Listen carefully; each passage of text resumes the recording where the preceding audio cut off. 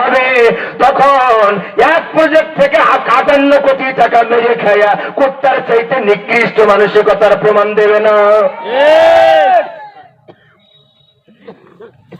একজন মানুষের বেঁচে থাকার জন্য কত টাকা লাগে? ১ কোটি, ১০০ কোটি, ১০০০ কোটি। আপনার যদি ১০০০ কোটি টাকা থাকে, কোনো কিছু করবেন না, শুধু খাবেন আর ঘুম পড়বেন, এরকম যদি হয় আপনার ৩ পুরুষ খায়া শেষ করতে পারবে না। ঠিক, ওরা এক প্রজেক্ট থেকে ৫৮,০০০ কোটি টাকা খায়। তার মানে কুত্তারও বিবেক আছে, কিন্তু ওদের কোনো বিবেক নাই। খারাপ কথা কি বলে আল্লাহ মুক্তি বের হয়ে গেল। আমার ভাইয়ের, আমার বন্ধুরা খেয়াল করেন, একেবারে এইরকম ৪ পুয়ে জানোয়ারের সাথে তুলনা করলেন কেন? আমি করি নাই, আমি করি নাই। কে করেছে? আল্লাহ। কে করেছে? আল্লাহ।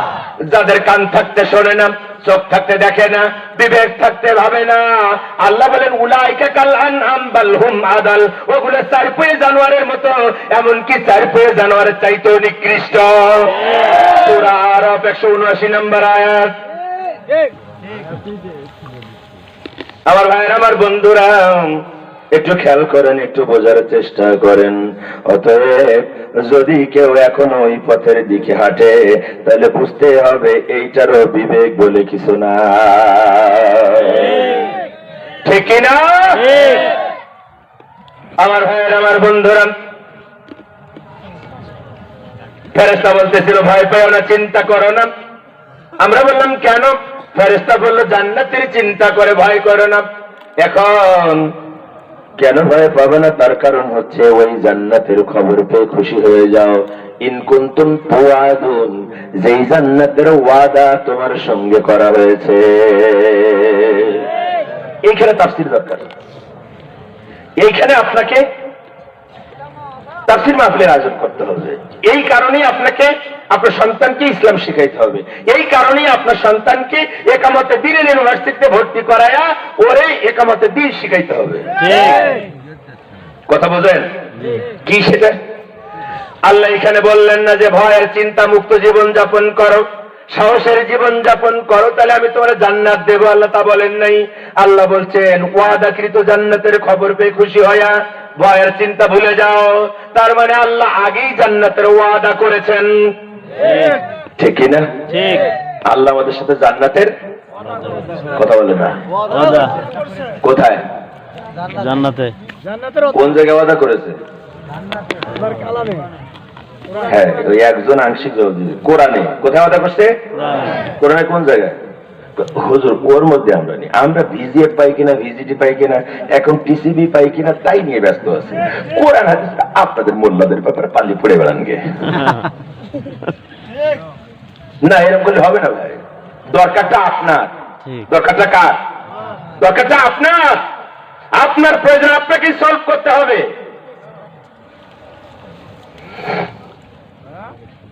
এখন প্রশ্ন, রব্বুল আলামিন ওয়াদাকৃত জান্নাত, আল্লাহ জান্নাতের ওয়াদা করেছেন।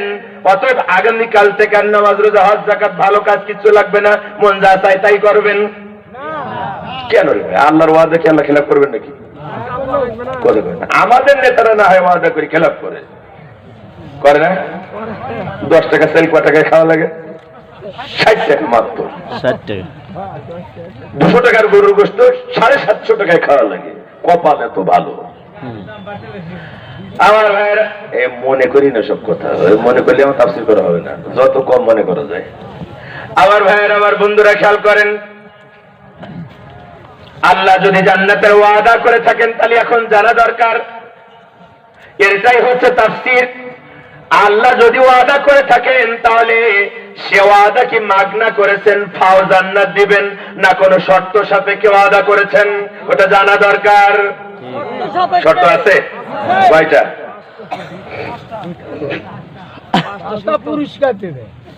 শর্ত কয়টা? জানি না, এই কথা স্বীকার করতে অসুবিধা কি? আপনারা তো আওয়ামী লীগের খারাপ দেখতেছি। তার মানে কি নাম ধরে পেলেন কেন? ওরা 2000 মানুষকে হত্যা করেছে 35 দিনে। কথা ঠিক কিনা? 40,000 ছাত্র জনতাকে আহত করেছে, যার ভিতরে 600 জন আর জীবনে কোনোদিন সোজা হয়ে স্বাভাবিক জীবন যাপন করতে পারবে না। এত কিছু করার পরেও আজ পর্যন্ত দেখেছেন কোন আওয়ামী লীগের নেতার এই ব্যাপারে অনুশোচনা করতে দেখেছেন? না। সরি বলতে দেখেছেন? না। বরং ভাবে আছে। তার মানে 16 বছর ধরে এত কামাইছে, এখন সেই কামাই থেকে কিছু কিছু মানুষদেরকে দেয়, আর তারা মাথায় হাত বুলে এলাকায় এনে জামাইয়া ধরে রাখে। ঠিক। আমার বন্ধুরা, আল্লাহ রাব্বুল আলামিন বলেন, ফেরেশতা বলবে, ভয় করো না, চিন্তা করো না, ওই জান্নাতের খবর পেয়ে খুশি হয়ে যাও যে এই জান্নাতের ওয়াদা করা হয়েছে। তাহলে রব্বুল আলামিন জান্নাতের ওয়াদা করেছেন, কোথায় করেছেন, কোন শর্তে করেছেন, কিভাবে করেছেন, ওই শর্ত আর ওই ওয়াদার জায়গাটা সারাক্ষণ ফ্রন্টাম মেমোরিতে রাখা দরকার, অর্থাৎ এই সামনের মেমোরিতে রাখা দরকার, যাতে করে কোনোভাবেই কোনো মুহূর্তে আমি ভুলে না যাই, বরং সব সময় যেন আমার মনে থাকে আল্লাহ রাব্বুল আলামিন এই শর্তের বিনিময়ে আমার সাথে জান্নাতের ওয়াদা করেছেন। আমি যদি এই শর্ত ভুলে যাই, আমি যদি এই শর্ত থেকে দূরে সরে যাই, আমার কপালে জান্নাত হবে না। কোন জায়গা সেটা?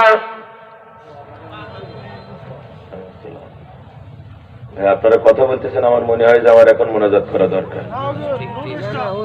ডিস্টার্ব করা যাবে না। জি আসেন, বসেন। আল্লাহ রাব্বুল আলামিন ওয়াদা করেছেন, দেখেন কি শর্তে।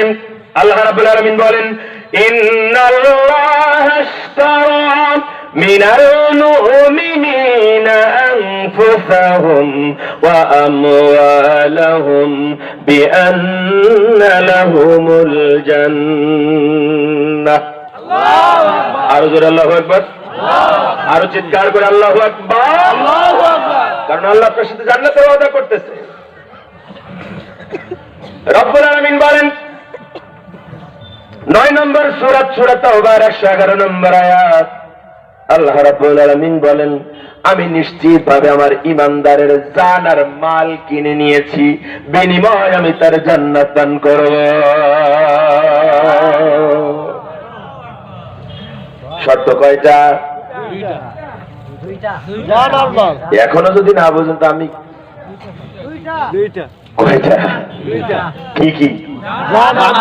কি কি? না, শ্রোতা অনেকটা ভালো, ছাত্র বেশ সজাগ, ক্লাস নিয়ে মজা আছে, কিন্তু সমস্যা হচ্ছে কখন যে ছুটির ঘন্টা বাজাবে পিয়ন কিচ্ছু বলার নেই। আমার বন্ধুরা খেয়াল করেন, আল্লাহ রাব্বুল আলামিন বলেন, নিশ্চিতভাবে আমি আমার ঈমানদারের জান আর মাল কিনে নিয়েছি। তার মানে হচ্ছে এখানে আপনি হচ্ছেন বিক্রেতা, আর আপনার দোকানের ক্রেতা হচ্ছেন আরশ আজিমের মালিক। ও গাইবান্ধার তৌহিদি জনতা, একটু খেয়াল করেন, আল্লাহ আপনাকে যত সম্মান দিয়েছেন, আল্লাহ আপনাকে এত সম্মান দিয়েছেন, এত সম্মান দিয়েছেন, এত সম্মান দিয়েছেন যে আল্লাহ যে সম্মান আপনাকে দিয়েছেন তার 1000 ভাগের 1 ভাগও কোন দল, কোন নেতা, কোন পীর, কোন আলেম আপনাদেরকে দিতে পারে নাই। কি ভাবেন আপনি? আপনি হচ্ছেন দোকানদার, আপনার দোকানের পণ্য হচ্ছে আপনার জীবন আর আপনার সম্পদ, আর এইটার ক্রেতা হচ্ছেন আরশ আজিমের মালিক। সুবহানাল্লাহ। বাজারে যদি বেগুন কিনতে যান, কি বাজার? গোবিন্দগঞ্জ। নাই, এইটার বাজার কত? সর্দার না, আর একটা কি নাম? মহাদেব। মহাদেবপুরের এই বাজারে, 4 মাথার বাজারে যদি বেগুন কিনতে যান, দোকানদার 1 কেজি বেগুন দিলেই সাথে সাথে আপনাকে 30-40 টাকা দেওয়া লাগে। কয় টাকা দেওয়া লাগে? 30-40। না না, বেগুনের দাম কত এখন? এক্স্যাক্টলি কত দাম? 40 টাকা। 40। মোটামুটি সঠিক বলেছি। হুজুরির তো কিনে খাওয়া লাগে না, আপনাদের বাড়ি বাড়ি খেয়ে বেড়ায়, বাজার করবে কখনো? বাজার দর হুজুর ওটা জানে না। আমার বন্ধুরা খেয়াল করেন, বললাম রব্বুল আলামিন আমার জান আর মাল এটা আসলে আমার না, আমার জান তোমার দেয়া, আমার সম্পদ তোমার দেয়া, কথা ঠিক কিনা? তারপরেও যখন আমাকে মালিক বানাইলা, আমার দোকান থেকে যখন তুমি কিনতে চাও রব্বুল আলামিন, বেগুনওয়ালা বেগুন দিলে 50 টাকা পায়, আমি যদি আমার জান আর মাল তোমারে দিয়ে দেই আমি কি পাবো? সুবহানাল্লাহ বলবেন না? রব্বুল আলামিন আপনার এই প্রশ্ন আপনার মেমোরিতে আসতে পারে, মাথায় আসতে পারে, এটা স্রষ্টা হিসাবে তিনি জানেন। এজন্য আপনার প্রশ্নের অপেক্ষা না করে আল্লাহ রাব্বুল আলামিন বলে দিলেন বিআন্না লাহুমুল জান্নাহ, বিনিময়ে আমি তোমার জান্নাত দান করব। সুবহান! কি দান করবেন?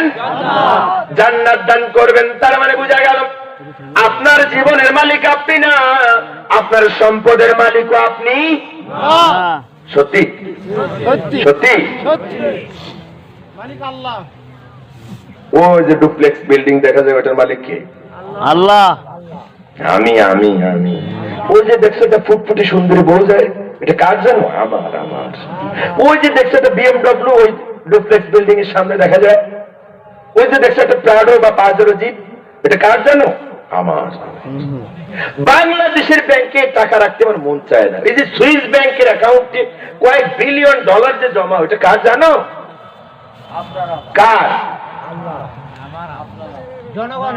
না ভাই মানতে চাচ্ছে না, বলছে আপনারা আমার টাকা ওরা জোর করে চুরি করে ওই জায়গায় দিয়েছে। আসলে ব্যাপারটাও তাই। আমার ভাইয়ের, আমার বন্ধুরা, এজন্য যারা বুদ্ধিমান, যারা জান্নাতের প্রত্যাশী, যারা জান্নাতের আকাঙ্ক্ষী, যারা জান্নাত চায় জীবনের সকল ক্ষেত্রে, শুধু গোলামীর জিনজির পরে থাকে, জীবনের সকল ক্ষেত্রে শুধু রাখালির দায়িত্ব পালন করে, চৌকিদারের দায়িত্ব পালন করে, তারা মনে করে আমি এই জীবনের মালিক না, আমি এই সম্পদের মালিক না, আমি হচ্ছে পাহারাদার, আমি হচ্ছে রাখাল, মূল মালিক যখন চাইবে তখনই দিয়ে দেওয়াটাই আমার দায়িত্ব। এটা যারা ফিল করে, এটা যারা অনুভব করে, এটা যারা মেনে চলে, ওদেরকে আয়না ঘরে রাখা, ওদেরকে অত্যাচার কইরা, ওদেরকে ফাঁসির মঞ্চে নিয়া, ফাঁসির দড়ি ঝোলানোর আগে যখন বলা হয় এখনো সময় আছে, প্রাণ ভিক্ষা চাও, এখনো দল ত্যাগ করো, ওরা ওই জান্নাতের আকাঙ্ক্ষা হওয়ার কারণে ফ্যাসিজমের কাছে আত্মসমর্পণ করে না, বরং ফুলের মালার মতো ফাঁসির দড়ি গলায় ঝুলিয়ে দেয়।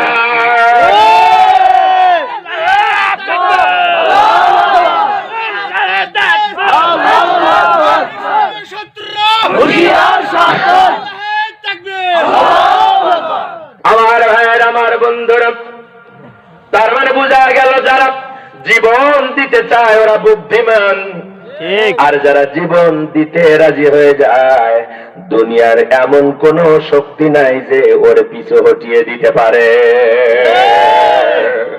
ঠিক কিনা? আপনাদের রংপুরি তার সাক্ষী, আপনারাই তার সাক্ষী। কারণ দ্বিতীয় স্বাধীনতায় রংপুরবাসী নেতৃত্ব দিয়েছে আবু সাইদের মাধ্যমে। কথা ঠিক কিনা? আবু সাইদ যখন দুহাত টান করে বুক পেতে দিয়ে গুলি গ্রহণ করেছে, ওরা মনে করেছে আবু সাইদের বুকে একটা না চারটা গুলি ঢুকায়া ওর জায়গায় ডেথ করে দিয়েছি, ওর জায়গায় হত্যা করে ফেলেছি, আর আন্দোলনকারীরা সামনে আগাবে না। কিন্তু দেখা গেল না না, জালিমের বুলেট যারা যোদ্ধা তাদের থামিয়ে দিতে পারে না, বরং আবু সাইদের হাত টান করে বুক পেতে দেয়া দেখে বাংলাদেশের লক্ষ লক্ষ ছাত্র জনতা বুক পেতে দিতে রাজি হয়ে গিয়েছে। আর যারা জীবন দিতে অগ্রগামী হয়ে যায়, যারা জীবন দেওয়ার জন্য প্রস্তুত হয়ে যায়, 41 সাল তাদের কিছু করতে পারে না, এমনকি রান্না করা ভাত খাওয়ার টাইম হয় না, বক্তব্য দেওয়ার টাইম হয় না, ঘটি বাটি লোটা গোছানোর টাইম হয় না, পালিয়ে স্বামীর বাড়ি যাওয়া লাগে। কথা কন না কেন? তার মানে প্রায় 2 যুগ পরে এসে আমরা প্রমাণ পাই, আল্লামা সাইদি বলেছিলেন ক্ষমতার চেয়ারে বসে বেশি বাড়াবাড়ি করবা না। ঠিক কিনা? কারণ এই মৌলবাদীরা আছে, মূলবাদী মানে মৌলবাদী মানে মূলবাদী, আমরা আছি গোড়ায়, তৌহিদি জনতা যদি এই গাছ ধরে একবার ঝাঁকি মারে, ওই ডালে বসে থাকা তোমরা ছিটকে গিয়া মামু বাড়ি পড়বা। কপালে তাই হয়েছে কিনা? কপালে তাই হয়েছে কিনা? আমার ভাই, আমার বন্ধুরা খেয়াল করেন, তার মানে বোঝা গেল জীবন আর সম্পদ দেওয়ার জন্য মুসলমান যদি একবার দাঁড়িয়ে যায়, বিজয় ওদের কাছে ছিনিয়ে নেওয়ার মতো ক্ষমতা কারো নাই। তাহলে আল্লাহ ওয়াদা করেছেন কিসের বিনিময়ে? জান্নাত। জান্নাত যদি প্রয়োজন হয়, ও গাইবান্ধার তৌহিদি জনতা, যদি প্রয়োজন হয় বিজয়ের জন্য, আল্লাহর জমিনে আল্লাহর বিধান বাস্তবায়নের জন্য, কোরআনের আইন দিয়ে সমাজ পরিচালনার জন্য যদি আর একবার প্রয়োজন হয়, বুকের তত্ত্ব রক্ত ঢেলে দিয়ে বাংলার আকাশে কলমার পতাকা উড্ডীন করবার জন্য কারা কারা রাজি আছো? হাত তুলে দেখাও।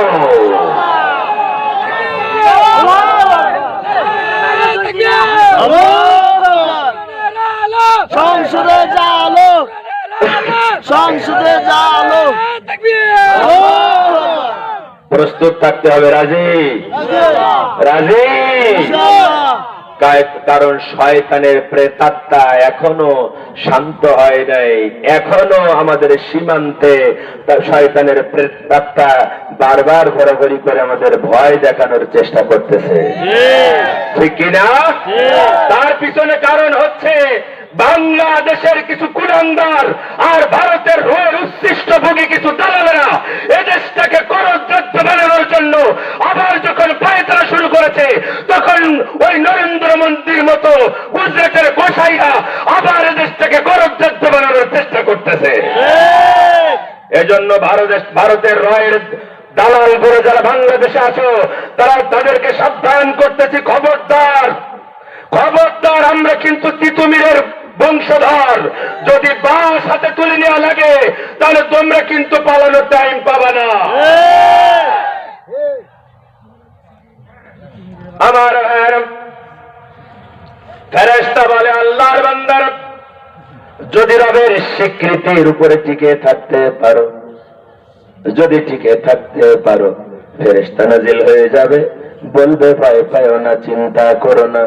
কেন ভয়ের চিন্তা করবে না? তার কারণ হচ্ছে ওই জান্নাতের খবর পেয়ে খুশি হয়ে যাও, যেই জান্নাতের ওয়াদা আল্লাহ তোমাদের সঙ্গে করেছে। আল্লাহ জান্নাতের ওয়াদা করেছেন কয় শর্তে? এবার আমরা ভয় আর দুশ্চিন্তা ভুলে গেলাম। একামতে দিন ফরজ, এই ফরজ মানার জন্য এগিয়ে চললাম সামনের দিকে, হঠাৎ ধরে নিয়ে যাওয়া হলো, পুলিশ বাহিনী ধরে নিয়ে গেল। আমি পুলিশ বাহিনী বলি না এদেরকে, আমি বলি পুলিশ লীগের সদস্যরা আলেমদেরকে অন্যায় ভাবে ধরে নিয়ে গেল। ঠিক কিনা? ঠিক কিনা? কোন মামলা নাই, কোন এজাহার নাই, অন্যায় ভাবে নিরপরাধ আলেমদেরকে ধরে নিয়ে যারা অত্যাচার করেছে, জুলুম করেছে, নিপীড়ন করেছে, ওরা কোন বাহিনীর লোক হতে পারে না, ওরা পুলিশ লীগের সদস্য। আওয়ামী লীগের 5টা গোলামি দালালি করার কারণে স্বাধীনতার পরে পৃথিবীর ইতিহাস ব্রেক করে সকল থানা থেকে পালিয়ে যে গিয়েছে। কোন বাহিনী আজ পর্যন্ত পৃথিবীর ইতিহাসে পালিয়ে যায় নাই। এজন্য আমরা বর্তমান পুলিশ বাহিনীর কাছে বলবো, সেই ফ্যাসিজমের দালাল পুলিশ লীগের যে সমস্ত কুলাঙ্গার গুলো এখনো ঘাপটি মেরে আছে পুলিশ বাহিনীতে, ওদেরকে চিহ্নিত করুন, ওদের তালিকা করে অনতি বিলম্বে ওদেরকে পুলিশ বাহিনী থেকে গলা ধাক্কা দিয়ে জেলখানায় পাঠিয়ে দেন। আমার ভাইয়েরা ধরে নিয়ে গেল, এখন আপনি জেলখানায় চলে গেছেন, হয় না এরকম?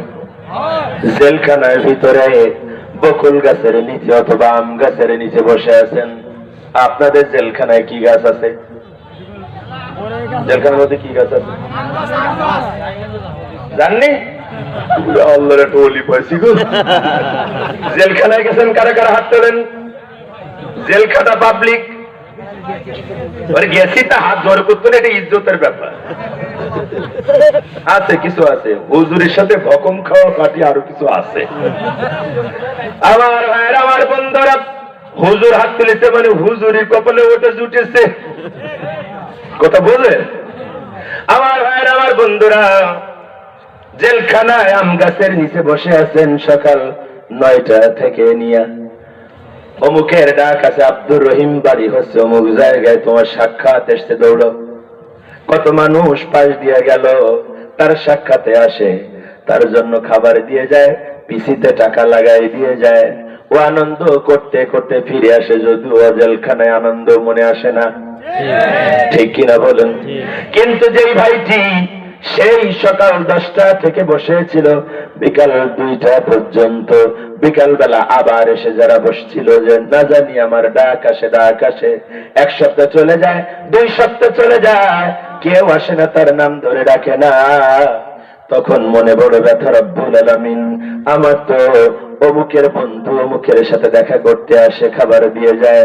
দুনিয়ায় আমার তো কত বন্ধু ছিল, আমি জামা বানাইলে একই রকমের জামা আমি তার জন্য বানাইতাম, আমি ঈদের মার্কেট করলে তার বাচ্চার জন্য মার্কেট করে দিতাম, আমি অভাবের সময়ে যদি সামান্য গোশতের আয়োজন হতো তারে দাওয়াত করে নিয়ে একসাথে বসে খাইতাম। এত সম্পর্ক ছিল, এত আত্মার বন্ধু। কিন্তু রব্বুল আলামিন এখন বুঝলাম বন্ধু বলে দুনিয়ায় আমার কেউ নাই। যদি থাকতো তাহলে একবারের জন্য হলেও জেল গেটে এসে আমার সাথে সাক্ষাৎ করত। মনে বড় যন্ত্রণা, মনে বড় কষ্ট, রব্বুল আলামিন, আমি বন্ধু শূন্য হয়ে গেলাম, আমার তো কোনো বন্ধু নাই। এরকম আকুতি যখন হৃদয় থেকে আসে, হঠাৎ করে আবার প্রশান্তিতে হৃদয়টা ভরে যায়, তার মানে হচ্ছে ওই সময় আল্লাহর ফেরেশতা নাজিল হয়ে যায়, যায়া বলে, ও আল্লাহর বান্দা, নাহানু আউলিয়াউকুম ফিল হায়াতিদ দুনিয়া ওয়া ফিল আখিরাহ। ও আল্লাহর বান্দা, বন্ধুর কথা চিন্তা করে মন খারাপ করো না, কারণ দুনিয়ার বন্ধু তো কবরের উপরে বাঁশের চালি দিয়ে মাটি ঢাকনা দেওয়া পর্যন্ত সম্পর্ক, তারপরে তো আর সম্পর্ক থাকে না। ওই বন্ধুর কথা ভাইবা মন খারাপ করো না রে আল্লাহর বান্দা, বরং তুমি খুশি হয়ে যাও, আমরা ফেরেশতারা দুনিয়া এবং আখিরাতেও তোমাদের বন্ধু হিসাবে থাকব। এখন মনে একটু শান্তি দরকার নেই আমার বন্ধু? যদি রব্বুল আলামিন আমারে জান্নাত দেয় তাহলে ফেরেশতারাই আমার সঙ্গী দুনিয়া এবং আখিরাতে, কথা তাই কি না? এখন আবার মনের মধ্যে খারাপ লাগে, আমি 3 সপ্তাহ জেলখানায়, আমার তো 1 সপ্তাহে জামিন হয়ে যাওয়ার কথা, কিন্তু আমার জামিন হয় না, বরং মাত্র 4-5 দিন আগে একটা বেশ্যা এসেছিল জেলখানায়, 4-5 দিন আগে একটা বড়ির ব্যবসায়ী, গাঁজার ব্যবসায়ী এসেছিল, হিরোইনের ব্যবসায়ী, কোকেনের ব্যবসায়ী, অস্ত্রের ব্যবসায়ী এসেছিল জেলখানায়। 1 সপ্তাহ যায় না, তার মধ্যে তার জামিন হয়ে যায়। শুধু জামিন হয় না, বরং তার অনুসারীরা, তার দলের লোকেরা দামি গাড়ি আর ফুলের মালা নিয়ে জেলখানার গেটে আসে, তার জেলখানার গেটে ফুলের মালা দিয়া, লাল গালিচা সম্বর্ধনা দিয়ে এই চোর ডাকাত লুচ্চা বদমাইশটাকে বাহবা দিতে দিতে চলে যায়, ঠিক কিনা? আর আমি হুজুর, আমার যখন জামিন হয় কয়েক সপ্তাহ পরে, তখন আমি জেল গেট থেকে বাড়ি যেতে পারবো কিনা তাই নিয়ে নতুন করে দুশ্চিন্তায় পড়া লাগে। না জানি জেল গেট থেকে আবার আমাকে গ্রেফতার করে জেলে ঢুকানো হয় কিনা, ঠিক কিনা? রব্বুল আলামিন, এরকম সিচুয়েশনে যখন আপনি ভাবেন রব্বুল আলামিন, ও আমার রব, কিচ্ছু পাইলাম না দুনিয়ায়, কিছুই পেলাম না, আগের যেই সেই টিনের বেড়া আর টিনের ছাউনি জং ধরেছে, সেই ঘরটাতে এখনো কোন রকম ছোট্ট চৌকি দিয়ে থাকা লাগে, সেই ভাঙা সাইকেলটা ছাড়া আর কোন অবলম্বন নাই। অথচ এই লুচ্চা বদমাইশ দুর্নীতিবাজ চাঁদাবাজ নেশাখোর আমার চোখের সামনে এসে বিল্ডিং এর মালিক হয়ে গেল, গাড়ির মালিক হয়ে গেল, বাড়ির মালিক হয়ে গেল। রব্বুল আলামিন, আমি তো কিচ্ছু পেলাম না রে আল্লাহ, ঠিক না? এই চিন্তা যখন আসে, এই চিন্তা যখন আসে, তখন ফেরেশতা আপনার অন্তরে প্রশান্তি দিয়ে দেয় আর আপনার কানে কানে বলে, আপনি তা শুনতে পারেন না, কিন্তু প্রশান্তি এলে বুঝে নেবেন আল্লাহর ফেরেশতারা আপনার এই প্রশান্তির ভিতরে ভাসিয়ে দিয়েছে। ওরা তখন বলে ওয়ালাকুম ফিহা মা তাশতাহি আনফুসুকুম ওয়ালাকুম ফিহা মা তাদদাউন। ও আল্লাহর বান্দা, দুনিয়ায় চোর ডাকাতের 2 দিনের আনন্দ, 2 দিনের লাল গালিচা সম্বর্ধনা ফুলের মালা, আর BMW আর পাজেরো আর প্রাডোর দিকে তাকায় না, কারণ ওটা ক্ষণস্থায়ী, যে কোনো সময় ভেঙে তছনছ হয়ে যেতে পারে। কিন্তু আমি তোমার আল্লাহ, আমি তোমাদেরকে এমন জান্নাত দান করব। ফেরেশতা এই কথা আপনার কানে কানে বলে, আল্লাহর বান্দারে, এমন জান্নাত তোমাকে দেয়া হবে, ওই জান্নাতে তোমার মনে যা চায় তুমি তাই পেয়ে যাবা।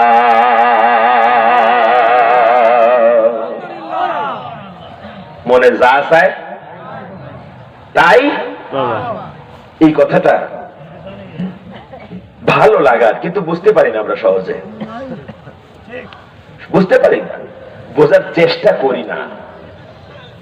এই কথার সিগনিফিকেন্স বোঝার চেষ্টা করি না, এর জন্য মজা লাগে না। কিন্তু সাহাবায়ে কিরাম মজা পেয়েছিলেন। আল্লাহ রাসূল যখন এই আয়াত তেলাওয়াত করে সাহাবীদেরকে শুনাইলেন, সাহাবীরা একজন আর একজনের দিকে ফাল করে তাকায়, মানে চোখের চাহনির ভাবটা হচ্ছে, ওগো আল্লাহর নবী, আপনি কি কথা বলেন? আমরা তো সেই জাত, একটা খেজুর 4 ভাগ করে 4 ভাই খেয়ে, একটু পানি খেয়ে তারপরে শত্রুর বিরুদ্ধে লড়াই করেছি। দিনের পরে দিন মসজিদে নববীতে বসে থেকেছি, খাবার আসে নাই। দিনের পরে দিন না খেয়ে থেকেছি। ক্ষুধার যন্ত্রণা যখন সইতে না পেরেছি, তখন ওগো নবী, আপনার চেহারার দিকে তাকায় ক্ষুধার যন্ত্রণা ভুলে যাওয়ার চেষ্টা করেছি। আল্লাহর নবী গো, ঘর নেই, বাড়ি নেই, মসজিদের আঙিনায় ছোট্ট একটা কম্বল, ছেঁড়া কম্বল, তাই পরে ঘুমাই। ও আল্লাহর নবী, খাই না, যখন একটু খাবার আসে সামান্য খাবার ভাগ করে করে খাই। ও আল্লাহর নবী, কিছু পেলাম না, কিছু হলো না, অথচ আমার আল্লাহ এমন জান্নাত দিবেন, ওই জান্নাতে যা চাইব তাই পেয়ে যাব। বিশ্বাস করতে কষ্ট হয়। সাহাবায়ে কেরামের চাহনি আল্লাহ রাসূল বুঝলেন। আল্লাহ রাসূল বললেন, আমার সাহাবীরা রে শোনো, ও আমার সাহাবীরা শোনো, রব্বুল আলামিন তোমাদেরকে এমন জান্নাত দিবেন, শোনো, ওই জান্নাতের অবস্থা শোনো, তোমাদের মনে যা চায় তোমরা তাই পেয়ে যাবে। আল্লাহ রাসূল বললেন, ও সাহাবীরা শোনো, জান্নাতীরা যখন জান্নাতে সেটেল হয়ে যাবে, জান্নাতীরা সোনার উপায় মরানো দামি চেয়ারে রেশমের কাপড় পরে হেলান দিয়া বসে থাকবে, ওদের সামনে থাকবে অসংখ্য পান পাত্র, ওদের সামনে থাকবে খাদেমারা, আনন্দের ভিতরে বসে থাকবে তারা। প্রচন্ড আলো নয়, আবার অন্ধকার নয়, আধো আলো আধো অন্ধকারের ভিতরে তারা বসে আরাম করবে। ইন দি মিন টাইমে, একটু অবসরে, এমনই মুহূর্তে, এরকম সময় তার মাথার উপর দিয়ে একদল পাখি উড়ে যাবে জান্নাতের ভিতরে।